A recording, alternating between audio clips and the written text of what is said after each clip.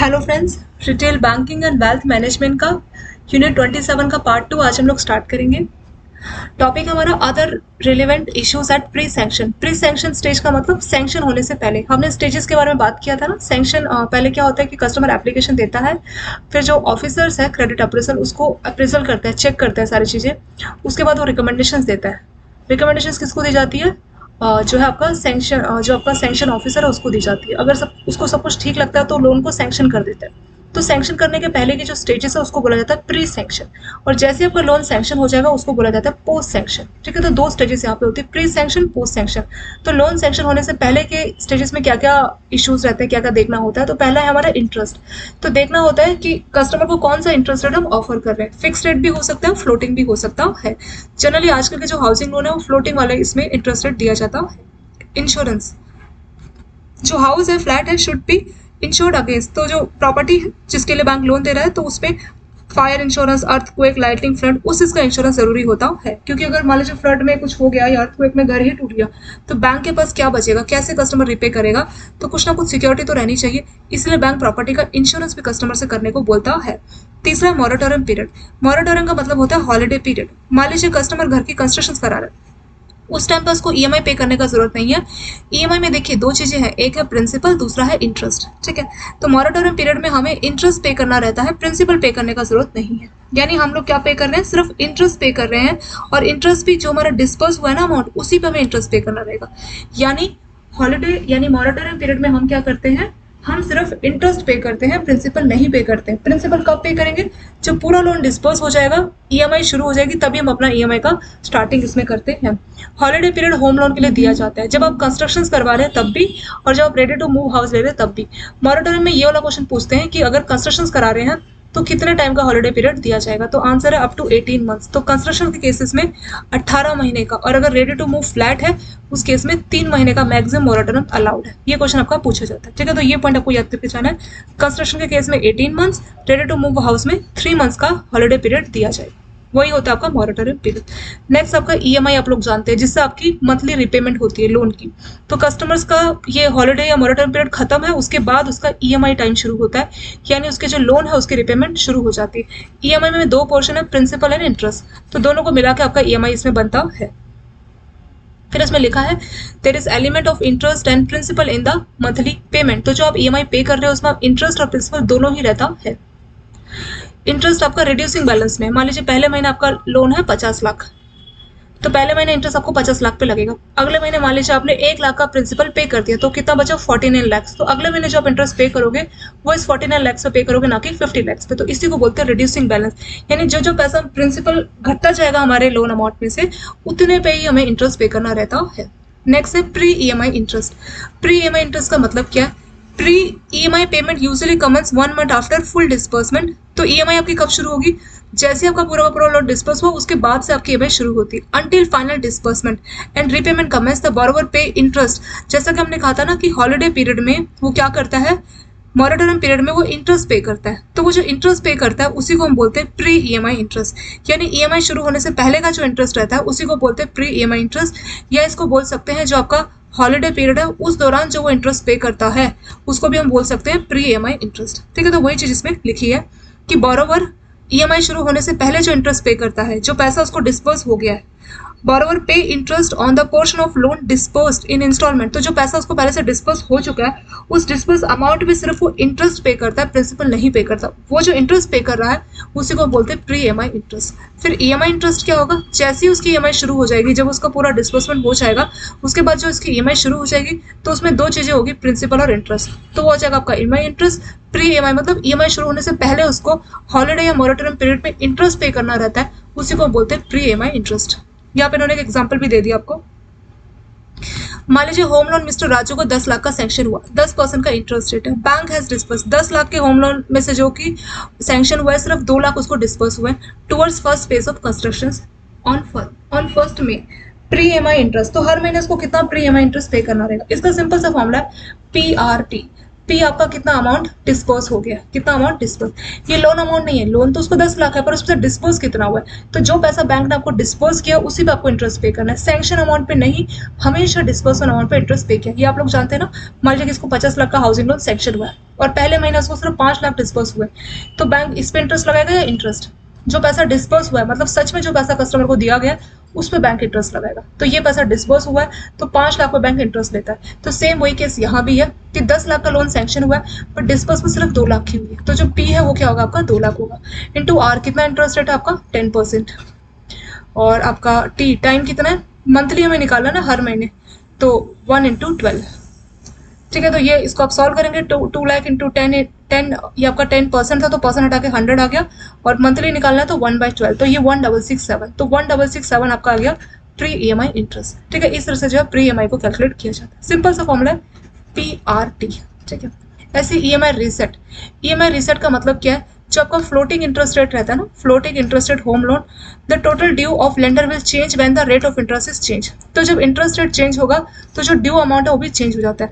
The lender does not usually change the EMI, the number of instalment is increase और reduce depend, तो EMI तो आपकी change नहीं होती, ऐसे तो आपका हर महीने ईएमआई चेंज करना, फिर एसआई चेंज करना, ईसीएस चेंज करना काफी डिफिकल्ट टास्क होगा, तो बैंक जनरली ईएमआई को चेंज नहीं करता, लेकिन जो आपकी टेन्यूर है उसको चेंज कर देता है। मान लीजिए कोई लोन जो कि 100 मंथ्स पे पूरा होना था, पर क्योंकि इंटरेस्ट रेट बढ़ गया तो अब उसको पूरा होने में शायद 110 महीने 10 महीने एक्स्ट्रा लग जाए, तो उसी को बोलते हैं ईएमआई रीसेट, मतलब जो आपका ईएमआई है उसका टेन्योर घट गया या बढ़ गया, क्योंकि ईएमआई अमाउंट बैंक अगर चेंज करेगा तो हर महीने कस्टमर्स को हर साल या हर महीने नया एसआई देना पड़ेगा, काफी हैक्टिक हो जाएगा। तो जनरली बैंक क्या करता है, जब भी इंटरेस्ट रेट चेंज होता है आपके फ्लोटिंग वाले में, तो बैंक क्या करता है, कस्टमर्स का इंटरेस्ट रेट या तो बढ़ा देता है या घटा देता है, सॉरी जो टेन्योर है उसको घटाया बढ़ा देता है, वही हमारा ईएमआई रीसेट। ऐसे चेक ऑफ फैसिलिटी क्या होता है, देखिए चेक ऑफ फैसिलिटी को लेकर उन्होंने बहुत डिटेल में दिया, एग्जाम में अगर आपका पूछा जाएगा तो 1 नंबर का पूछा जाएगा कि चेक ऑफ फैसिलिटी क्या होता है। सो उसको पहले सिंपल भाषा में समझते हैं। मान लीजिए आप कहीं पे जॉब कर रहे हैं, ठीक है, आप किसी कंपनी में मान लीजिए जॉब कर रहे हैं, एग्जाम्पल ले लेते हैं, मान लीजिए अल्ट्राटेक में आप जॉब करते हैं, ठीक है, ए है, आप अल्ट्राटेक में जॉब करते हैं। अब ए ने क्या किया, एसबीआई बैंक से क्या किया, लोन ले लिया, क्योंकि ए ने एसबीआई बैंक से लोन ले लिया, अब ए क्या करेगा, लोन लेने के बाद अब ए क्या करेगा कि जो है ए का जो कंपनी है कौन है, अल्ट्राटेक, तो एसबीआई क्या करेगा, सीधे अल्ट्राटेक से बोलेगा कि ए की जो भी सैलरी है, मान लीजिए सैलरी है इसकी 80,000 रुपये और इसका ईएमआई अमाउंट मान लीजिए है 30,000 रुपये, ये उसका ईएमआई है। तो चेक ऑफ फैसिलिटी में क्या होता है कि हम उसके जो एम्प्लॉयर है, जो कंपनी है, उसी के साथ एक एग्रीमेंट कर लेते हैं कि आप जो है ईएमआई का अमाउंट सीधे हमें दे देना, क्योंकि अगर कस्टमर्स को आप पैसा दोगे क्या पता वो खर्च करे, क्या पता ईएमआई पे करे ना करे, तो एक्स्ट्रा सिक्योरिटी के केस में बैंक ऐसा करता है कि जो अल्ट्राटेक है वो सीधे ही कस्टमर्स का सैलरी डेबिट करके सीधे एसबीआई को पैसा भेजती, उसी को हम बोलते हैं चेक ऑफ फैसिलिटी, ठीक है। चेक ऑफ फैसिलिटी में क्या हो रहा है, सीधे हम उनके मालिक से, जो कंपनी है उनको बोल रहे हैं कि तुम जो 80,000 की सैलरी थी उनको 80,000 डिस्पर्स मत करना, उसमें से 30,000 का जो ईएमआई है, ईएमआई को काट लेना और फिर बाकी का अमाउंट डिस्पर्स करना, तो 30,000 रुपये आप हमें दे देना, ऐसा एसबीआई बोल रहा है कि 30,000 हमें दे देना, और बाकी उसकी जो सैलरी आप उसको 80,000 दे देते हैं, क्योंकि अब हमने लोन दे दिया तो अब आप उसको 5,000 की सैलरी दोगे, बाकी का 30,000 सीधे ही हमें डायरेक्ट दोगे। जनरली लोन में क्या होता है, कस्टमर्स को 80,000 मिलता है और वो बैंक को ईएमआई पे करता है, बट किसी महीने मतलब वो कस्टमर की मर्जी, किसी महीने चाहे तो वो शायद ना भी पे करे, है ना, तो एक्स्ट्रा सिक्योरिटी के लिए bank cheque off facility customer से ले लेता है। तो चेक ऑफ फैसिलिटी में क्या होगा कि जो ए है वो अल्ट्राटेक को अथॉरिटी देगा कि आप मेरी सैलरी से हर महीने 30,000 काट के सीधे ही जो है एसबीआई को ट्रांसफर कर देना, तो इसी को बोला जाता है चेक ऑफ फैसिलिटी, ठीक है। तो उसी के बारे में बात की भी कि जो है आपका सैलरी रिडक्शन सीधे ही हो जाता है, और ये आपका इरिवोकेबल है, इरिवोकेबल मतलब जिसको आप कैंसिल नहीं कर सकते। आप ये नहीं बोल सकते कि पिछले महीने आपने मेरी सैलरी काट के सीधे एसबीआई को दी, मुझे पैसा वापस करो, ऐसे इरिवोकेबल ये सब अलाउ नहीं है। सीधे ही जो है कंपनी है लेंडर को यानी बैंक को पैसा रिमिट कर देती है, ठीक है, टेकन फ्रॉम द बोरोवर। तो बैंक ये पैसा कहाँ से आया, ये बोरोवर से, यानी आप ही के सैलरी का पैसा बैंक को सीधे ही ट्रांसफर कर दिया गया। Employer should be asked to recover this authority and convey the acceptance. तो जो एम्प्लॉयर है, जो आपकी कंपनी है, जैसे अल्ट्राटेक है, तो वो ये काम कर सकती है आपके बिहाफ पे, लेकिन उससे पहले वो आपसे एक अथॉरिटी लेगी। तो उस अथॉरिटी में आप बोलोगे कि हाँ मैं एग्री करता हूँ कि मेरी अकाउंट से, मेरी सैलरी से हर महीने 30,000 रुपये आप डेबिट कर लीजिए और एसबीआई को भेज दीजिए। तो ये लेटर वो अपने अल्ट्राटेक कंपनी को लिख के देगा और बदले में अल्ट्राटेक एसबीआई को सीधे ही जो पैसे को ट्रांसफर करेगी। ठीक है, इसके एलिमेंट्स की बात की है कि ये लेटर क्या होगा, इरिवोकेबल, मतलब इसको आप कैंसिल नहीं कर सकते। इसमें मेंशन होगा कि इतना अमाउंट आपको हर महीने डिडक्ट करना है उसकी सैलरी या वेजेस से। तो कोई भी पैसा जो है ये एक इरेवोकेबल अथॉरिटी है जिसमें कोई भी अमाउंट जो कि एम्प्लॉय को पेबल है, जैसे मान लीजिए जिसको कोई बेनिफिट मिल रहा है, रिटायरमेंट बेनिफिट मिल रहा है या रेजिग्नेशन पे बेनिफिट मिल रहा है, तो वो सारे बेनिफिट्स भी सीधे लोन की रिपेमेंट के लिए ट्रांसफर किए जा सकते हैं, तो उसको लेके भी लेटर रहता है।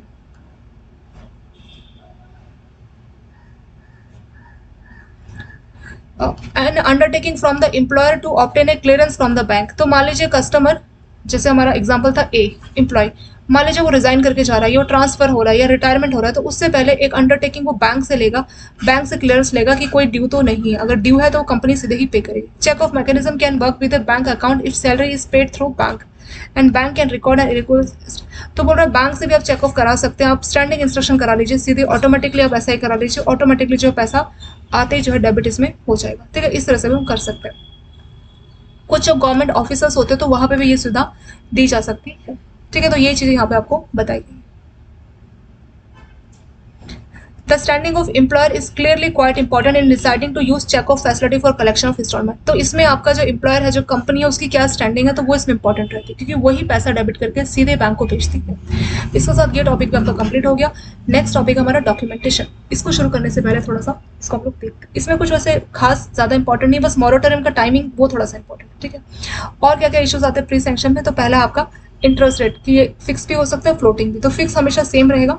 फ्लोटिंग में हर साल जैसे आपका कोई बेंचमार्क है एमसीएलआर, ठीक है, ये उस बेंचमार्क के हिसाब से आपका इंटरेस्ट रेट घटेगा या बढ़ेगा।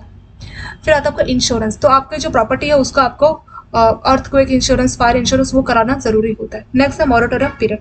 जो घर अगर कंस्ट्रक्शन वाला ले रहे तो 18 महीने का मॉरेटोरियम पीरियड मिलता है और रेडीमेड ले रहे तो 3 महीने का। ये क्वेश्चन आपको ऑलरेडी 1 नंबर का पूछा गया था। ठीक है, तो ये आपका एक मेमोरी बेस्ड क्वेश्चन भी है कि हाउसिंग लोन में कितने तक का मॉरेटोरियम पीरियड मिलता है।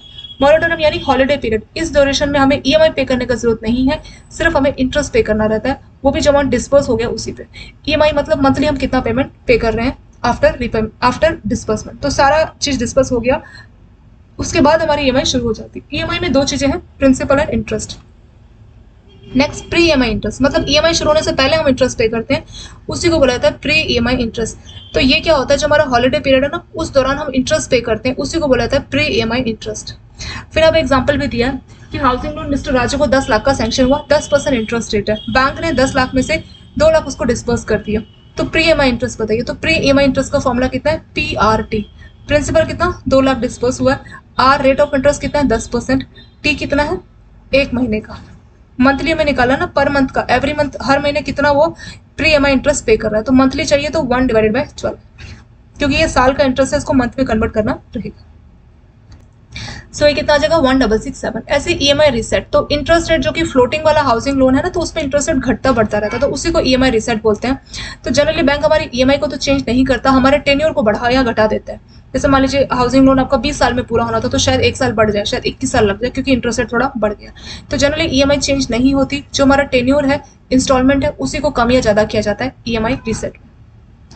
ऐसे चेक ऑफ फैसिलिटी के दौरान क्या होता है कि जो कस्टमर है वो अपने कंपनी को, एम्प्लॉयर को बोल रहा है कि आप सीधे मेरे सैलरी से इतना पैसा ईएमआई को डेबिट करके जो है बैंक को भेज देना, उसी अरेंजमेंट को चेक ऑफ फैसिलिटी बोलते हैं। तो बोल रहा है कि ये जो लेटर होगा, ये जो अथॉरिटी होगी, ये इरेवोकेबल होगी, मतलब इसको कैंसिल नहीं किया जा सकता। कोई भी ड्यू, मान लीजिए बाद में उसको रिटायरमेंट या रेजिग्नेशन के दौरान कोई ड्यू मिलता है, तो उस ड्यू को एडजस्ट किया जाएगा लोन की रिपेमेंट के लिए। और बैंकों से मान लीजिए अगर कस्टमर रिजाइन कर रहा है या उसका ट्रांसफर हो रहा है रिटायरमेंट, तो बैंकों से एक बार क्लियरेंस ली जाएगी कि क्या इसको कोई ड्यू तो है या नहीं है, तो उसकी कंफर्मेशन बैंक से इसमें ली जाएगी। अगर बैंक में सीधे अकाउंट आ रहा है तो चेक ऑफ के दौरान बैंक सीधे जो है ऐसा एस्टैब्लिश कर सकता है। इसमें एम्प्लॉयर का स्टैंडिंग बहुत इंपॉर्टेंट रहता है, क्योंकि वही जो है इंस्टॉलमेंट की ड्यूज को कलेक्ट करके जो है पैसा बैंकों को ट्रांसफर करता है। नेक्स्ट टॉपिक है हमारा डॉक्यूमेंटेशन। द फॉलोइंग इज और लिस्टिंग ऑफ डॉक्यूमेंटेशन एफर्ट्स। तो डॉक्यूमेंटेशन में क्या क्या डॉक्यूमेंट्स बैंकों को चेक करने होते हैं। इसमें list of security documents related to loan. तो आपके जो लोन आपने लिया है उसके रिगार्डिंग सिक्योरिटी डॉक्यूमेंट्स। सेकंड आएगा इसमें हमारा डॉक्यूमेंट रिलेटेड टू प्रॉपर्टी के रिगार्डिंग डॉक्यूमेंट्स। और तीसरा आएगा इसमें documentation where mortgage is a second charge, यानी जो ऑलरेडी किसी मान लीजिए सेम प्रॉपर्टी और उसमें एक बैंक का चार्ज क्रिएट है, ठीक है, तो सेकंड बैंक, एक और बैंक अगर उस पर अपना चार्ज क्रिएट करा रहा है, तो उसको लेके कौन कौन से डॉक्यूमेंट्स होंगे। तो 3 टाइप के डॉक्यूमेंट्स की यहाँ पे बात की। चलिए 1 बाय 1 उसको देखते हैं। पहला है लिस्ट ऑफ सिक्योरिटी डॉक्यूमेंट्स, ठीक है, तो ये देखेंगे। तो ये कौन से डॉक्यूमेंट्स है, ये आपके रिलेटेड टू लोन के जो रिगार्डिंग डॉक्यूमेंट्स है उसके यहाँ पे बात की हुई है। Bank obtain the following documents prior to, तो जब भी बैंक लोन डिस्पर्स करता है उनसे उस डिस्पर्समेंट से पहले बैंक इन सभी डॉक्यूमेंट्स को चेक कर लेता है। डिमांड प्रोमिसरी नोट या टर्म लोन एग्रीमेंट, मतलब लोन डिस्पर्स करने से पहले बैंक एक क्या करेगा, एग्रीमेंट कस्टमर के साथ साइन करेगा। सेकेंड है एग्रीमेंट, अगर मान लीजिए गारंटर अवेलेबल है तो गारंटर के साथ भी एक एग्रीमेंट बैंक साइन करता है। Letter authorising the bank to dispose the proceed of loan to insure, तो बैंक को मतलब एक लेटर बैंक लेगा जिसमें मेंशन होगा कि जो भी लोन का डिस्बर्समेंट किया जा रहा है उसको जिस पर्पस के लिए लोन सैंक्शन किया गया उसी पर्पस के लिए उसको इस्तेमाल किया जाएगा, तो इसके रिगार्डिंग एक अथॉरिटी बैंक कस्टमर से लेगा। नेक्स्ट है स्टैम्प लेटर ऑफ मैम, तो ईएम मतलब इक्विटेबल जो है मॉर्टगेज क्रिएट होती है। इक्विटेबल मॉर्टगेज का टॉपिक थोड़ी देर बाद आएगा आपका, शायद ये जो डॉक्यूमेंटेशन आपका कंप्लीट है ना उसके बाद ही आपका ईएम का टॉपिक है। देखिए ये मॉर्टगेज दो तरह से होती है, उसमें ईएम, ठीक है, तभी हम देखेंगे कि ईएम क्या होता है। तो ईएम वाला डॉक्यूमेंट्स भी बैंक डिस्पर्समेंट करने से पहले कस्टमर से ले लेता है, उसी की यहाँ पे बात की है। फिर ऐसी अगर टेक ओवर होने जा रहा है मान लीजिए तो सब्रोगेशन ऑफ मॉर्टगेज एग्रीमेंट की वो जो मॉर्टगेज है वो इधर ट्रांसफर होगी। ऐसे प्लेज अगर आपने कराया, मान लीजिए आपने लाइफ इंश्योरेंस पॉलिसी लिए सिक्योरिटी के तौर पे, नेशनल सेविंग सर्टिफिकेट्स, ठीक है, किसान विकास पत्र, इस तरह की अगर आपने चीजें ली तो उस पर आप अपना असाइनमेंट क्रिएट कराएंगे, यानी अपना प्लेज इसमें करेंगे। लाइफ इंश्योरेंस पॉलिसी के केस में असाइनमेंट होती है, कोई मूवेबल असेट्स हो उस केस में हाइपोथिकेशन होती है, जैसे आपके किसान विकास पत्र ये सब जो है इन सब में जो है हमारा प्लेज की जाती है, ठीक है। तो उसी के बारे में बात की कि बैंक इसकी प्लेज करेगा। और एक लेटर ले लेगा बैंक बिल्डर से, they have not वॉलेटेड any norms, तो जो जैसे आपका गवर्नमेंट की गाइडलाइंस है या स्ट्रेचरी की गाइडलाइंस है तो उसको वॉलेशंस नहीं किया बिल्डर ने, इसके रिगार्डिंग एक लेटर भी लेगा। ऐसे एक इंडेमिनिटी या गारंटी भी बैंक ले लेगा। If the builder has appeal, मान लीजिए कोई अनऑथराइज कंस्ट्रक्शन उसने की है, ठीक है, और अनऑथराइज कंस्ट्रक्शन के खिलाफ उसने अपील की हुई है, तो उसी अपील के लिए हम क्या करेंगे, इंडेमिनिटी लेंगे कि इन केस आपकी अपील रिजेक्ट हो जाती है तो उस केस में हमें कोई लॉस नहीं होना चाहिए, ठीक है, बैंक को कोई लॉस नहीं होना चाहिए, उसके रिगार्डिंग इंडेमिनिटी गारंटी हम कस्टमर से ले लेते हैं। ऐसी वैल्यूएशन रिपोर्ट फ्रॉम इंजीनियर, तो वैल्यूएशन रिपोर्ट के बारे में हम ऑलरेडी पढ़ चुके हैं। इस रिपोर्ट में मेंशन होता है कि इस प्रॉपर्टी की कितनी वैल्यू है, ठीक है, तो वही इसमें मेंशन रहता है। फिर इसमें ये भी बोला है कि it should not be older than 5 years, तो जो भी वैल्यूएशन रिपोर्ट है 5 साल से पुरानी नहीं होनी चाहिए, क्योंकि 5 साल में बहुत चेंजेस आ जाते हैं, तो 5 साल से पुरानी वैल्यूएशन रिपोर्ट एक्सेप्ट नहीं करनी। ऐसे बैंकों का जो एडवोकेट है उससे हम लीगल ओपिनियन लेंगे। ये टॉपिक हम लोग पहले ही देख चुके हैं, लीगल ओपिनियन क्या होता है, वैल्यूएशन रिपोर्ट क्या होती है, तो उसी उन्हीं दो डॉक्यूमेंट्स की यहाँ पे बात की गई है। एक और डिक्लेरेशन की कोई भी आपका रिलेटिव बैंक में काम नहीं कर रहा, ठीक है, और एक एनओसी भी हम लेंगे, नो ऑब्जेक्शन सर्टिफिकेट की, no objection certificate and letter from housing authority to make a lien, कि बैंक के नाम पे जो है लीन किया जाएगा उस हाउसिंग फाइनेंस वाले बैंक के नाम पे, ठीक है, तो उसके नाम पे एक एनओसी और लेटर ऑफ अंडरटेकिंग लेंगे हम लोग हाउसिंग सोसाइटी से, ठीक है। तो ये सारे आपके लोन के रिगार्डिंग डॉक्यूमेंट्स हैं। तो ये सारे डॉक्यूमेंट्स बस आप लोग एक बार गो थ्रू कीजिए। बहुत ज्यादा कौन कौन से डॉक्यूमेंट्स लोन को लेके पूछे जाते हैं, इस तरह का क्वेश्चन तो एग्जाम में वैसे नहीं पूछा गया, अभी तक तो नहीं पूछा गया। नेक्स्ट आता है आपका डॉक्यूमेंट्स, प्रॉपर्टी के रिगार्डिंग क्या डॉक्यूमेंट्स हो सकते हैं, आपकी सेल डेट होगी, 13 साल का आपको इनकम्बरेंस सर्टिफिकेट लेना है, ठीक है। इनकम्बरेंस मतलब कोई थर्ड पार्टी तो क्लेम नहीं कर रही उस प्रॉपर्टी में, ठीक है। अगर मान लीजिए पेरेंट डेट अवेलेबल नहीं है तो पट्टा बिल्कुल चाहिए। बिल्डर ने अपना प्लान दिया होगा, अप्रूव प्लान वो भी चाहिए होगा। पेरेंट डॉक्यूमेंट्स 30 ईयर्स तक। पेरेंट डॉक्यूमेंट्स क्या होता है, मान लीजिए अभी प्रॉपर्टी मान लीजिए ए ने बी को बेची, बी ने सी को, सी ने डी को, पूरी लिस्ट की लास्ट 30 सालों में प्रॉपर्टी किसने किसको बेची, तो पूरी की पूरी लिस्ट इसमें रहती है, पूरे के पूरे टाइटल रिपोर्ट्स रहती है, तो वही होता है आपका पेरेंट डॉक्यूमेंट्स। ऐसे बैंकों का जो एडवोकेट है उससे लीगल ओपिनियन लेनी है, जो हाउसिंग बोर्ड है उनसे अलॉटमेंट का लेटर, कोई अप्रूव प्लान है तो उसकी कॉपी, अगर कंस्ट्रक्शन आपने कराना है तो उसका परमिशन या लाइसेंस लेटर, और जो वैल्यूअर है उससे एस्टिमेशन की हाँ इतनी इसकी वैल्यू है प्रॉपर्टी की। ऐसी सर्च रिपोर्ट भी आप ले सकते हैं, और नॉन इनकम्बरेंस आपका 13 ईयर्स का लेना होगा, ठीक है। ये चीजें अभी भी ये खत्म नहीं हुआ। इसमें बोला बिल्डर से एनओसी, रजिस्ट्रेशन रिसिप्ट, कोई पेमेंट अगर आपने की है तो उसकी रिसिप्ट, पोजेशन सर्टिफिकेट की आप सच में इस घर को पोजेशन आपने लिया हुआ है, और अगर एनओसी अप्लीकेबल है यूएलसी रेगुलेशन के तहत तो वो भी इसमें चाहिए रहेगा, ठीक है। तो ये सारे आपके प्रॉपर्टी के रिगार्डिंग इसमें डॉक्यूमेंट्स की लिस्ट यहाँ पे बताइए। इसको जस्ट हम लोग गो थ्रू कर रहे हैं, बट एग्जाम के लिए बहुत ज्यादा इंपॉर्टेंट नहीं है। तीसरा, अगर आपने मान लीजिए सेकंड चार्ज क्रिएट किया है तो उस केस में क्या क्या डॉक्यूमेंट्स चाहिए रहेंगे।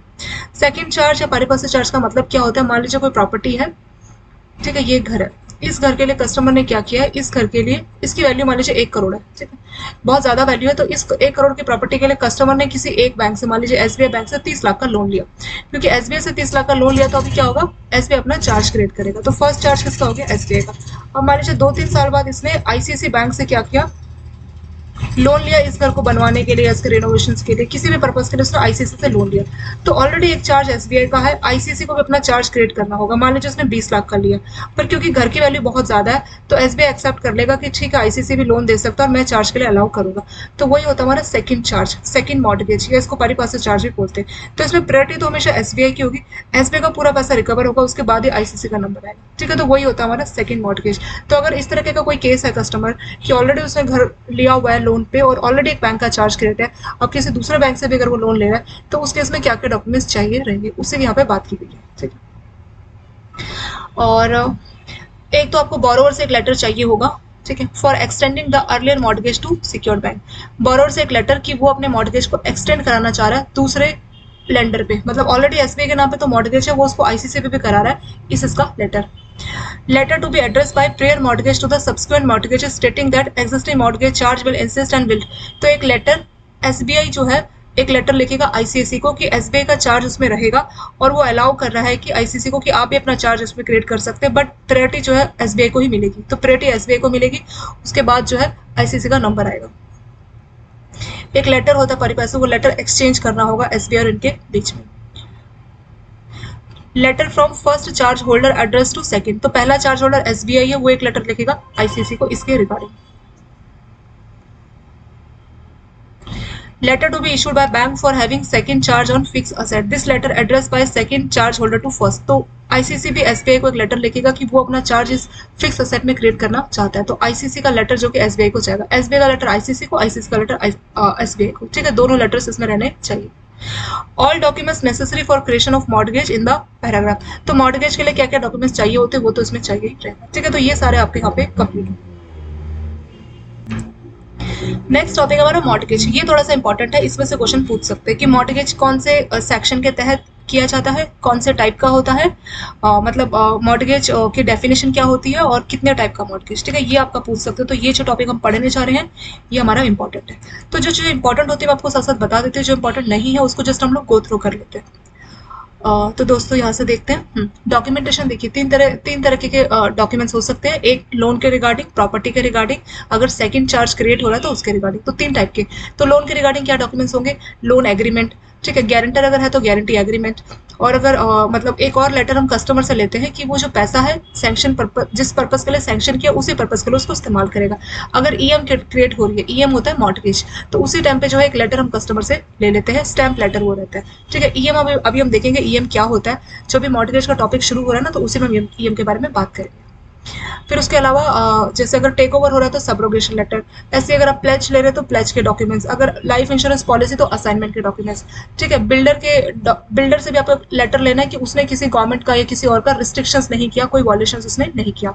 अगर आपके बिल्डर ने कुछ अनऑथराइज कंस्ट्रक्शंस कराई है, ठीक है, और उसके खिलाफ उसने किसी अथॉरिटी से अपील की है तो उसके रिगार्डिंग में हम इंडेमनिटी लेटर इसमें देंगे, valuation report, legal opinion report, ठीक है। तो ये सारी चीजें हमारे लोन के डॉक्यूमेंट्स में आएगी। हाउस प्रॉपर्टी के डॉक्यूमेंट्स में क्या क्या हो सकता है, सेल डीड, और अगर पेरेंट सेल डीड नहीं है तो पट्टा तो चाहिए रहेगा, 13 साल का इनकम सर्टिफिकेट, बिल्डर का अप्रूवल प्लान, पेरेंट्स डॉक्यूमेंट्स 30 साल के। पेरेंट डॉक्यूमेंट हमने देखा था ना, ए ने बी को, बी ने सी को ऐसे बेचा, तो ऐसे 30 साल तक का हमें पूरा टाइटल डीड्स चाहिए रहेगा। ऐसे अप्रूव प्लान की कॉपी, कंस्ट्रक्शन का अप्रूवल लेटर, वैल्यूएशन रिपोर्ट और सर्च रिपोर्ट, और नॉन इनकम्बरेंस 13 ईयर्स का, ठीक है। ये सब ऐसे registration receipt, NOC, payment receipt, ये सब इसमें चाहिए होगा। तीसरा आता है अगर अपने सेकंड मॉर्गेज या अगर परिपार्श्विक चार्ज क्रिएट किया तो क्या क्या डॉक्यूमेंट्स चाहिए रहेगा। तो इसमें 2 लेटर तो चाहिए, एक लेटर एसबीआई आईसीआईसी को भेजेगा कि मैं आपको अलाउ कर रहा हूँ कि आप अपना चार्ज क्रिएट कीजिए, पर हमेशा मेरी प्रेफरेंस रहेगी एसबीआई का पूरा पैसा रिकवर होगा, उसके बाद ही आईसीआईसी इस प्रॉपर्टी पे अपना हक जता सकता है, ठीक है। और कस्टमर का लेटर कि वो इस तरह से एक्सटेंड करना चाह रहा है, वैसे आईसीआईसी में एक लेटर लिखेगा एसबीआई को कि वो अपना चार्ज क्रिएट करना चाह रहा है, परिपार्श्विक लेटर एक्सचेंज होंगे, ये और भी डॉक्यूमेंट्स मॉर्गेज के लिए, तो वो सब चीजें इसमें चलिए ये टॉपिक में हो गया। नेक्स्ट टॉपिक हमारा यहाँ पे मॉर्गेज। जो भी इमूवेबल प्रॉपर्टी में बैंक अपना चार्ज क्रिएट करता है तो उसी को हम बोलते हैं मॉर्गेज, ठीक है। इमूवेबल प्रॉपर्टी मतलब जो चीज यहाँ से वहां मूव नहीं कर सकती, जैसे आपका घर है, दुकान है, ठीक है, जो चीज़ यहाँ से हम मूव नहीं कर सकते उस पे अगर बैंक अपना कोई चार्ज क्रिएट कर रहा है तो उसी चार्ज को हम क्या बोलेंगे, उसको हम लोग बोलेंगे मॉर्गेज। ठीक है, मॉर्गेज हमें समझ में आया। इमूवेबल चीज़ें, जो चीज़ें मूव कर सकती है उस पे बैंक अपना चार्ज क्रिएट करता है। जैसे मान लीजिए आपकी कार है जो कि यहाँ से वहाँ मूव कर सकते हो, इस पे बैंक अगर अपना चार्ज क्रिएट कर रहा है, इसको हम बोलेंगे हाइपोथिकेशन। ठीक है, ये नाम रहते हैं। हाइपोथिकेशन मतलब मूवेबल चीज़ों पे चार्ज क्रिएट करना, मॉर्गेज मतलब इमूवेबल चीज़ों पे चार्ज क्रिएट। क्योंकि हम हाउसिंग लोन के बारे में पढ़ रहे हैं तो हाउस पे जो चार्ज क्रिएट होता है बैंक का, उसको हम बोलते हैं मॉर्गेज। तो मॉर्गेज को कहाँ पे डिफाइन किया गया, इसको डिफाइन किया गया section 58 of transfer of property act 1882।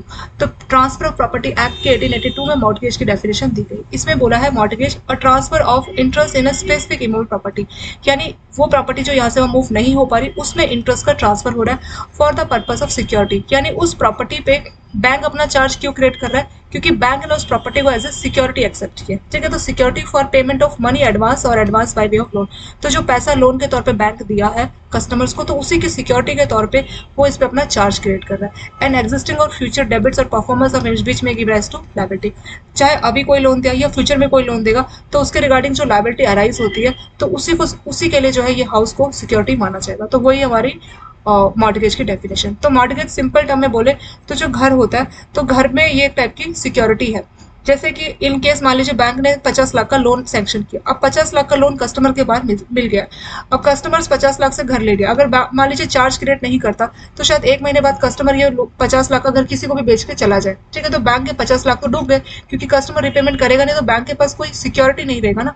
अगर मान लीजिए 50 लाख डिफॉल्ट करता है और बैंक का इस पे चार्ज है तो बैंक कभी भी इस घर को बेच सकता है और अपना पैसा रिकवर कर सकता है। तो मॉर्गेज इसीलिए क्रिएट किया जा रहा है, चार्ज इसीलिए क्रिएट किया जा रहा है कि इन केस अगर कस्टमर उसका पैसा, बैंक का पैसा रिपे नहीं करेगा तो बैंक के पास पूरा राइट है कि वो इस प्रॉपर्टी को बेच के अपना लोन का रिपेमेंट करा देगा। ठीक है, तो वही होता है हमारा मॉर्गेज।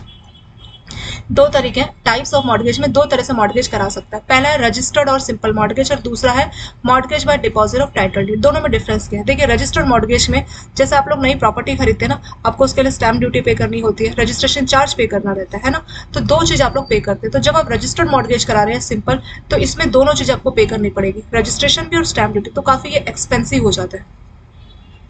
तो अब कस्टमर्स मॉर्गेज और अगर बैंक के नाम पे अगर चार्ज क्रिएट करा रहा है रजिस्टर्ड के तरीके से, तो उसमें बैंक को वो चार्ज दे रहा है, तो उसके लिए कस्टमर्स को मॉर्गेज और स्टैम्प ये सब पे करना पड़ेगा, स्टैम्प और रजिस्ट्रेशन, तो ये काफी महंगा हो जाता है। तो दूसरा तरीका है mortgage by deposit of title deed. तो इसमें टाइटल डीड जो है वो बैंक को कस्टमर डिपॉजिट करता है, तो जो ओरिजिनल डॉक्यूमेंट्स है, घर के जो कागजात है, वो बैंक की कस्टडी में देता है और इस चीज के रिगार्डिंग वो अपना चार्ज क्रिएट करा देता है रजिस्टर्ड ऑफिस में। तो इसमें ज़्यादा पैसा नहीं है, इसमें स्टैम्प ड्यूटी भी पे करना है और आपको रजिस्ट्रेशन चार्ज भी पे करना है, तो ये बहुत महंगा हो जाता है। तो 99% जो बैंक है, 90% से ज़्यादा इंडिया में यही वाला तरीका अपनाते हैं। जो डॉक्यूमेंट्स है, टाइटल डीड्स, वो अपने पास बैंक रख लेता है और फिर अपना चार्ज क्रिएट करता है। ठीक है, तो दो ही तरीके से मॉर्गेज होती है।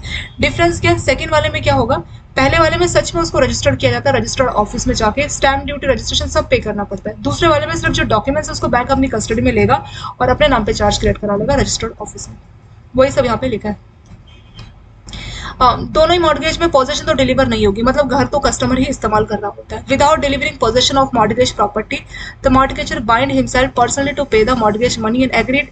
तो इस ये जो सिंपल रजिस्टर्ड मॉर्गेज में क्या होगा कि जो प्रॉपर्टी है उसकी पोजीशन में कस्टमर है और वो इस बात को मेंशन करता है कि अगर वो कॉन्ट्रैक्ट के हिसाब से, मतलब लोन के हिसाब से अगर पेमेंट नहीं करेगा या उसमें फेल होता है, मॉर्गेज ही होगा bank have a right to cause the mortgage property to be sold.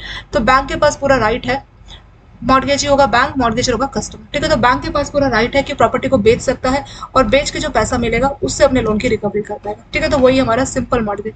और अब सिंपल मॉर्गेज में किस तरह से चीजें काम करती है, तो इसमें क्या होता है, जो मॉर्गेज डिड है उसको आपको रजिस्टर कराना पड़ता है सब रजिस्टर्ड ऑफिस से। ठीक है, उस एरिया में जो आपका सब रजिस्टर्ड ऑफिस है वहां पे आपको उसको मॉर्गेज कराना रहता है, उसको आपको रजिस्टर कराना रहता है। इसके लिए आपको स्टैम्प ड्यूटी और रजिस्ट्रेशन चार्ज भी पे करना पड़ता है। जिस एरिया में आपकी प्रॉपर्टी, वहां पे कहाँ, किसके एरिया में, मतलब कहाँ पे उसकी रजिस्ट्रेशन होती है, तो वहां जाके आपको रजिस्टर कराना पड़ता है। ठीक है, विद इन 4 मंथ्स फ्रॉम, तो जिस दिन आपने डॉक्यूमेंट्स एग्जीक्यूट किए उसके 4 महीने के अंदर अंदर आपको जाके रजिस्ट्रेशन कराना पड़ता है। और इसके लिए आपको 2 विटनेस चाहिए रहते हैं, स्टैम्प ड्यूटी पे करना है, रजिस्ट्रेशन चार्ज पे करना है, तो ये काफ़ी कॉस्टली आपके लिए हो जाता है। ठीक है, तो सिंपल रजिस्टर्ड मॉर्गेज आप लोग समझ के इसमें क्या होगा, तो इसमें हमें क्या करना है कि कस्टमर्स को जो भी डॉक्यूमेंट्स है इसमें मतलब बैंक कस्टमर क्या कर रहा है, पोजीशन तो कस्टमर के पास ही है, बट वो अपना चार्ज बैंक के नाम पे क्रिएट करवा रहा है और वो बोल रहा है कि मतलब मॉर्टगेजी को अगर मैं पेमेंट नहीं कर रहा तो मॉर्टगेजी के पास पूरा राइट है कि मेरी प्रॉपर्टी को बेच के वो अपना पैसा रिकवर कर सकता है। ठीक है, अब इसमें प्रोसेस कैसे काम करता है, तो इसमें जो मॉर्टगेज डीड है आपको सब रजिस्टर्ड ऑफिस में जाकर रजिस्टर करानी पड़ती है। इसके अलावा आपको स्टैम्प ड्यूटी रजिस्ट्रेशन चार्ज भी पे करना पड़ता है, मतलब आपकी प्रॉपर्टी किस एरिया में वहाँ पर रजिस्ट्रेशन ऑफिस कौन सा आता है तो वहीं जाके आपको ऐसा करना रहता है।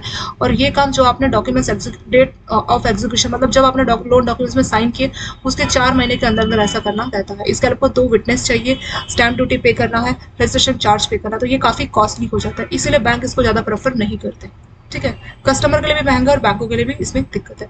सेकंड जो तरीका है डिपॉजिट ऑफ टाइटल डीड, तो इसमें क्या होता है, इसको हम बोलते हैं इक्विटेबल मॉर्टगेज। इसका नाम है सिंपल रजिस्टर्ड मॉर्टगेज या सिंपल मॉर्टगेज। दूसरा इक्विटेबल यानी टाइटल डीड। इसमें क्या होगा कि कस्टमर्स के जो डॉक्यूमेंट्स है वो बैंक के पास सबमिट होते हैं। Transfer of property act define mortgage by deposit, तो mortgage by deposit of title deed को ट्रांसफर ऑफ प्रॉपर्टी एक्ट में डिफाइन किया गया। इसमें बोला है वेर पर्सन, कोई भी पर्सन किसी भी टाउन का, जैसे मान लीजिए कैलकाटा हो गया, चेन्नई हो गया, मुंबई है या कोई और टाउन जिसको गवर्नमेंट नोटिफाई करती है अपने ऑफिशियल गैजेट से, तो उनके लिए जो है जो क्रेडिटर्स है, क्रेडिटर्स क्या कर सकता है, उनको वो जो कस्टमर है वो अपने डॉक्यूमेंट्स क्रेडिटर्स को दे सकता है इमोवल प्रॉपर्टी के with intent to create a security, की डॉक्यूमेंट्स आप ले लीजिए और इस पर अपना सिक्योरिटी चार्ज कर दीजिए। किस ट्रांसफर से, इसी को बोलते हैं mortgage by deposit of title deed. ठीक है, तो mortgage by deposit of title deed में क्या हो रहा है, कस्टमर ने अपने डॉक्यूमेंट्स बैंक को दिए और बोला इस पर आप अपना सिक्योरिटी चार्ज जो है क्रिएट कर दीजिए।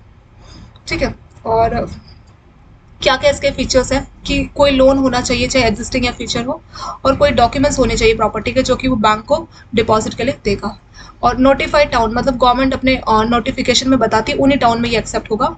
और तो कस्टमर या उसका कोई भी एजेंट कस्टमर के बिहाफ पे डॉक्यूमेंट्स डिपॉजिट कर सकता है, जैसे पीओए के बारे में हमने पढ़ा था ना पार्ट 1 में, तो उसी के यहाँ पे बात की गई है। और इसका डिपॉजिट का पर्पस है जो लोन बैंक ने दिया उसकी सिक्योरिटी को क्रिएट करना, और बैंकों का जो डॉक्यूमेंट रजिस्टर है वहां पे भी इसकी एंट्री करनी पड़ेगी, तो ये चीजें इसमें आ जाएगी। फिर नेक्स्ट बोला है जो मॉर्टगेजी है उसके सेम राइट्स है, चाहे आपने इक्विटेबल मॉर्टगेज से या रजिस्टर्ड मॉर्टगेज, इक्विटेबल जो टाइटल डीड को डिपॉजिट करना और रजिस्टर्ड मतलब जो सिंपल मॉर्टगेज, चाहे बैंक ने इससे अपना राइट क्रिएट किया उससे क्या, दोनों में बैंकों का बराबर राइट है। ऐसा नहीं कि रजिस्ट्रेशन वाले में ज्यादा राइट है, इसमें दोनों में बैंकों का इक्वल राइट है, चाहे इस तरीके से कर लो चाहे इस तरीके से कर लो, मतलब बात एक ही है, बैंकों का दोनों ही केसेस में इक्विटेबल राइट रहता है। बोल रहा है अगर मान लीजिए किसी बैंक ने इक्विटेबल मॉर्टगेज करा रखा और बाद के किसी बैंक ने उसी वाले प्रॉपर्टी पे अपना रजिस्टर्ड मॉर्टगेज करा, जैसे हमने देखा था ना कि परिभाषा चार्ज, तो उसके इसमें इक्विटेबल मॉर्टगेज की प्रेफरेंस रहेगी। फिर टाइमिंग कैसे डिसाइड होता है, मान लीजिए 2 बैंकों ने किया है तो टाइमिंग तो जिसने पहले डॉक्यूमेंट्स एग्जीक्यूट कराए उसको प्रेफरेंस मिलेगी। ठीक है, जिसके पहले डॉक्यूमेंट्स एग्जीक्यूशन है तो उसको पहले प्रेफरेंस दी जाएगी। यहाँ पे एक और लाइन है, on default in payment one of the remedies of mortgage under equitable mortgage. अब क्या तरीका बचता है कि अगर मान लीजिए कस्टमर डिफॉल्ट कर रहा है तो अब बैंक के पास एक ही तरीका बचता है कि कोर्ट में जाकर उसकी प्रॉपर्टी को बेच दे। ठीक है, तो यहाँ पे चीजें बता रखी है सिंपल मॉर्टगेज और इक्विटेबल मॉर्टगेज में क्या क्या है। पोजीशन मतलब प्रॉपर्टी किसकी कस्टडी में, दोनों ही केस में चाहे आप सिंपल करा लीजिए या इक्विटेबल, दोनों ही केस में बैंक की कस्टडी में नहीं रहता है। मॉर्टगेजी राइट, मॉर्टगेजी मतलब बैंक के क्या राइट है, to sue for personal liability, personal liability अगर है तो उसके लिए स्यू कर सकता है दोनों ही केसेस में। मॉर्टगेज प्रॉपर्टी के लिए दोनों ही केसेस में लायबिल रहता है। फोर्स क्लोजर का आपका अभी टॉपिक आएगा, ये देखिए अभी हम इसको पढ़ेंगे, तो दोनों ही केसेस में अलाउ नहीं है, बिना कोर्ट की परमिशन के नहीं बेच सकते, और ये चीजें इसमें आ गई। फिर एक सरफासी एक्ट की बात की गई है, under the provision of SARFAESI act और the mortgagee bank is entitled to receive the rent from lessee after, तो बैंक क्या करेगा, सरफासी के तहत एक नोटिस रहता है डिमांड नोटिस 13(2), वो नोटिस जारी करेगा और उस नोटिस को जारी करने के बाद क्या होगा कि मतलब नोटिस को जारी करने के बाद क्या करेगा कि demand the rent to be, starting में एक नोटिस रहता है 13(2) और फिर उसके कुछ टाइम बाद 13(4), 2 नोटिस जो है कस्टमर को देने होते हैं, और जब ये नोटिस दे दिए जाते हैं उसके बाद जो रेंट है वो सीधे बैंक को पे कर दी जाती है। ठीक है, तो वो राइट भी बैंकों को दिया गया है सरफासी एक्ट के तहत। तो सरफासी एक्ट आप जानते हैं कि बिना कोर्ट के इंटरवेंशन के बैंक कस्टमर्स की प्रॉपर्टीज को अपनी कस्टडी में ले सकता है और किसी कोर्ट का इंटरवेंशन का जरूरत नहीं है। ठीक है, यहाँ पे इसमें ये बोला गया। फिर आगे ये बोला है कि जैसे सरफासी एक्ट रहता है तो इसमें अगर कस्टमर को डिमांड नोटिस दे दिया सरफासी एक्ट के हिसाब से और उसके बाद बैंक को ये राइट मिल जाता है कि अगर मान लीजिए उस घर को किराए में आपने चढ़ा रखा है और पेमेंट आ रही है, तो अभी तक तो कस्टमर पेमेंट ले रहा था, पर नोटिस भेजने के बाद से जो पेमेंट है सीधे बैंक ले सकता है, जो रेंट की पेमेंट है बैंक को सीधे ही पे की जा सकती है। ठीक है, तो उसी के बारे में यहाँ पे बात की। ऐसे एक और होता है आपका right of force closure. Force closure का राइट कई बार 1 नंबर का पूछ लेते हैं, ये कौन सा राइट होता है, ठीक है। देखिए, ऑन डिफॉल्ट बाय मॉर्गेजर, अभी कस्टमर ने डिफॉल्ट किया इन केस ऑफ मॉर्गेज, और ये कौन सा मॉर्गेज है, मॉर्गेज बाय कंडीशनल सेल्स। तो अलग अलग टाइप की मॉर्गेज होती है, एक होती है कंडीशनल सेल्स, मतलब इस कंडीशन पे दिया गया कि अगर डिफॉल्ट करेगा तो मॉर्गेज इस प्रॉपर्टी को बेच देगा। The mortgagee has the right to sue for decree from the court to the fact that farmer will be debarred forever to get back the property such a right। तो right of force closure में क्या होगा, जो mortgage condition cell वाली होती है ना, तो उसमें अगर कस्टमर डिफॉल्ट कर जाता है तो मॉर्गेजी यानी जो बैंक है उसके पास राइट है कि to sue for a decree, कि कोर्ट से वो आदेश ले सकता है कि जो कस्टमर है उसको उसकी प्रॉपर्टी से बेदखल कर दिया जाए, ठीक है। उसी राइट को बोलते हैं राइट ऑफ फोर्स क्लोजर। और ये जो है section 67 of transfer of property act के तहत कस्टमर को दिया जाता है। लेकिन इसका भी एक लिमिटेशन पीरियड है कि जिस दिन आपका पैसा ड्यू हुआ उसके 30 साल के अंदर अंदर आप ये वाला राइट को इस्तेमाल कर सकते हैं। अगर इससे लेट होगा, 30 साल से लेट होगा, तो आपका ये एक्सपायर हो जाएगा। जैसे बोलते हैं ना एक्सपायरी डेट, इसकी एक्सपायरी डेट है 30 ईयर्स, यानी ये जो आप फोर्स क्लोजर के लिए जो सूट कर रहे हैं कोर्ट में, तो 30 साल के अंदर अंदर कर सकते हैं। अगर आप 30 साल के बाद आएंगे, 30 साल की डेट कब से कैलकुलेट होगी, जिस दिन आपका पैसा ड्यू हुआ उस दिन से 30 साल के अंदर अंदर अपना राइट ऑफ फोर्स क्लोजर का ये राइट आप इस्तेमाल कर सकते हैं, ठीक है। इसके ऊपर भी कई बार क्वेश्चन आते हैं और टाइमिंग को लेके भी आ जाता है। तो टाइम है 30 साल के अंदर अंदर, और ये राइट क्या होता है इसके बारे में भी हमने यहाँ पे पढ़ा है। फिर नेक्स्ट टॉपिक हमारा priority of charge. When A mortgage create more than one equity over the same property, मान लीजिए दो बैंकों ने प्रॉपर्टी सेम है, ठीक है, जैसे हमने एसबीआई आईसीसी का एग्जांपल किया, इसमें एसबीआई ने भी अपना चार्ज क्रिएट किया हुआ, आईसीसी ने भी किया हुआ, तो किसको प्रायोरिटी दी जाएगी उसके बारे में यहाँ पे बात की गई है।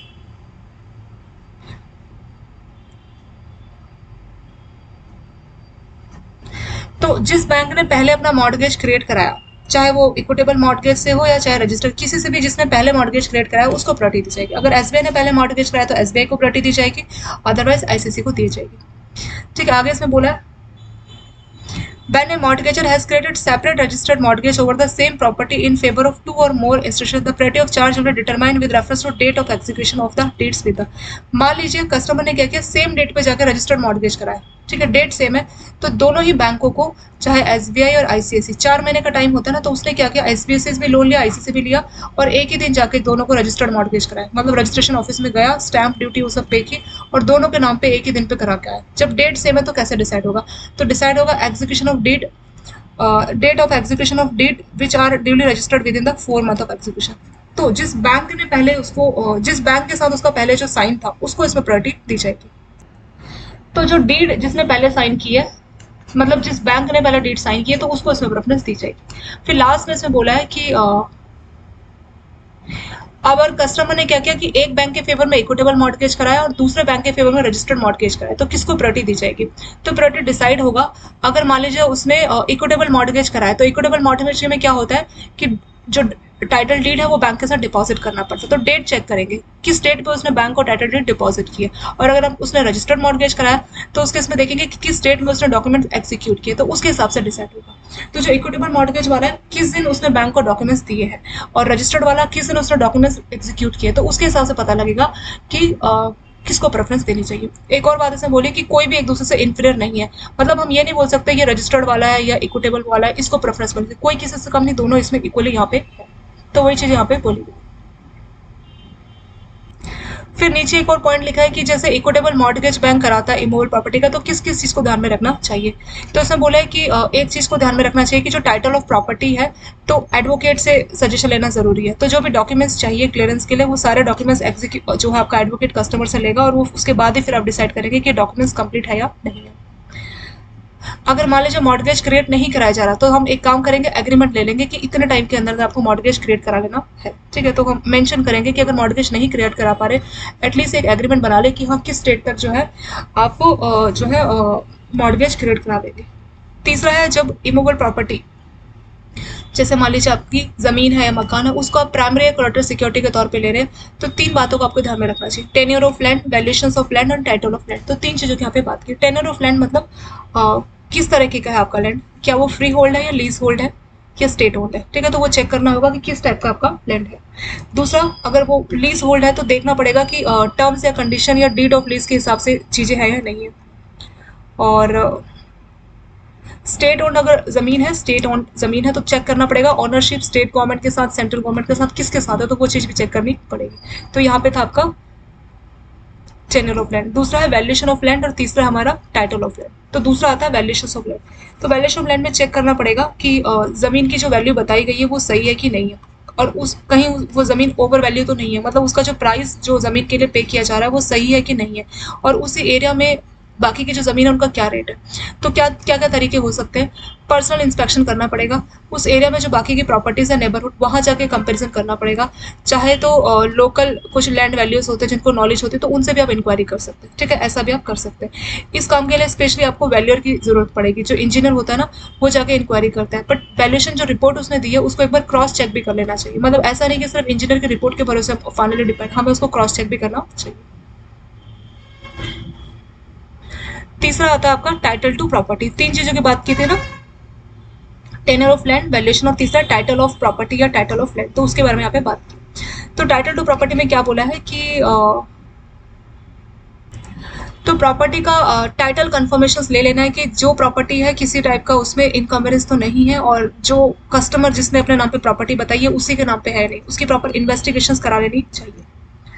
अगर जो प्रॉपर्टी अगर मान लीजिए कोई प्रॉपर्टी है तो उसमें जितने भी रेवेन्यू है या जो टैक्सेस है वो पे हुए नहीं हुए अप टू डेट वो भी कंफर्मेशन ले लेना है। कोई इनकम टैक्स ड्यू नहीं रहना चाहिए, या कोई म्युनिसिपल या रेवेन्यू टैक्स जो है ड्यू नहीं रहना चाहिए, सारा पेमेंट जो अप टू डेट हो जाना चाहिए। रेफरेंस टू एडवोकेट, तो हम एडवोकेट की भी हेल्प ले सकते हैं, जो टाइटल का इन्वेस्टिगेशन और सिक्योरिटी जो डॉक्यूमेंट्स है वो एडवोकेट बेटर वे में कर सकता है, तो इसीलिए बैंक उनका ओपिनियन भी लेके अपने पास रखता है। वो चेक करते हैं कि सारे के सारे जो डॉक्यूमेंट्स है वो कंप्लीट है या नहीं है, कोई जो प्रॉपर्टी या जो डॉक्यूमेंट्स दिए गए वो अनइनकम्पर्ड तो नहीं है, मतलब किसी और का उसमें क्लेम तो नहीं है, और सारे जो डॉक्यूमेंट्स उसको वेरीफाई करेगा, फिर जो है ओपिनियन देगा और ये चेक करेगा कि सारे complete set of documents available है या नहीं है। जो person, whether the person seeking to secure the property to the bank have a clear and marketable title, तो जिस पर्सन का नाम मेंशन है टाइटल में प्रॉपर्टी में तो ये वो है या नहीं है, लीगली वो कैपेबल है या नहीं है कॉन्ट्रैक्ट में, और किसी टेनेंसी लॉ के तहत तो प्रॉपर्टी नहीं है, तो ये चीज़ें इसमें चेक कर लेनी चाहिए। सर्च रिपोर्ट भी आप ले सकते हैं, तो आप रजिस्ट्रार्ड ऑफिस में जाके सर्च रिपोर्ट भी चेक कर सकते हैं। सर्च रिपोर्ट में पता लगेगा कि कौन जो है प्रॉपर्टी का पहले ऑनर था, तो सर्च रिपोर्ट भी ज़रूरी है प्रॉपर्टी की जो है टाइटल को चेक करने के लिए। सब रजिस्ट्रार्ड में सर्च रिपोर्ट अवेलेबल है, वहाँ जाके भी आप कर सकते हैं, और नॉन इनकरेबल सर्टिफिकेट में भी ये रहता है। चलिए, रजिस्ट्रेशन ऑफ डॉक्यूमेंट्स को हम एक काम करेंगे, पार्ट 3 से डिस्कस करेंगे, ठीक है। इसको शॉर्ट में थोड़ा सा हम लोग रिवाइज कर लेते हैं।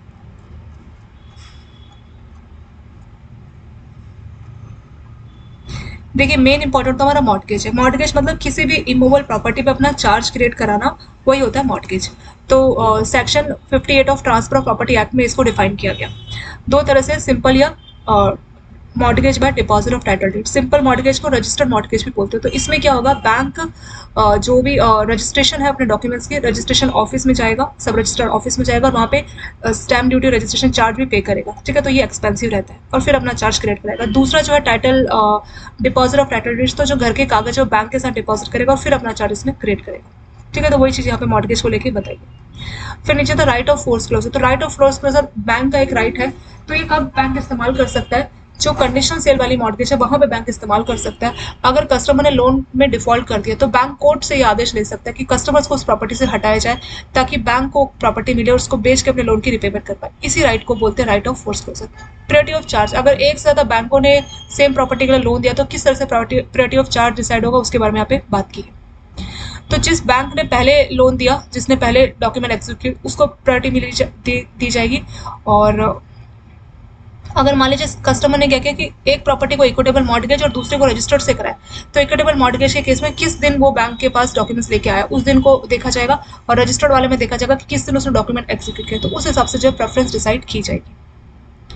फिर यहाँ पे प्रॉपर्टी को लेके बोले कि जो भी प्रॉपर्टी है उसमें तीन चीजों को देखना पड़ेगा, tenure of land, valuation of land, title. तो टेन्योर ऑफ लैंड में आ जाएगा कि वो जमीन फ्री होल्ड है या लीज होल्ड है या स्टेट होल्ड है। वैल्यूएशन में उसकी कितनी कीमत है, तो बैंकों का वैल्यूअर चेक करेगा। हमें पर्सनल इंस्पेक्शन भी करनी चाहिए, उसके नेबर में और कोई प्रॉपर्टीज है उससे कंपेरिजन भी हम कर सकते हैं। ऐसे टाइटल टू प्रॉपर्टी, तो ये काम जनरली बैंकों का लॉयर करके देता है, एडवोकेट आप बोल सकते हैं। और वो बताता है कि जो प्रॉपर्टी जिसके नाम पे है तो क्या इसी के नाम पे है या कोई प्रॉपर्टी में कोई इनकम्बरेंस का तो नहीं है, वो सब चीज़ें इसमें चेक करते हैं। इसमें ये भी देखते हैं कि कोई टैक्स ड्यू तो नहीं है, income tax, municipal tax, revenue tax, वो सब चीज़ें भी इसमें चेक की जाएगी। ज़्यादातर चीज़ें जो है हमारा एडवोकेट ही देख लेता है, वो चेक करता है कि सारे डॉक्यूमेंट्स कंप्लीट है या नहीं है, और जो भी डॉक्यूमेंट्स ऑफर किए गए हैं वो मतलब अप टू डेट है, और डॉक्यूमेंट्स को चेक करेगा कि डॉक्यूमेंट्स प्रॉपर्टी के रिगार्डिंग पूरे हैं या नहीं है, और फिर जो है बैंकों का चार्ज इसमें क्रिएट होता है। सर्च रिपोर्ट भी बैंक ले सकता है। चलिए पार्ट 3 में हम लोग रजिस्ट्रेशन ऑफ डॉक्यूमेंट यहाँ से स्टार्ट करेंगे, और वीडियो आपको अच्छी लगी तो वीडियो को आप लोग लाइक कीजिए, चैनल को सब्सक्राइब कीजिए, और दोस्तों के साथ इसको आप लोग शेयर भी कीजिए। Okay, thank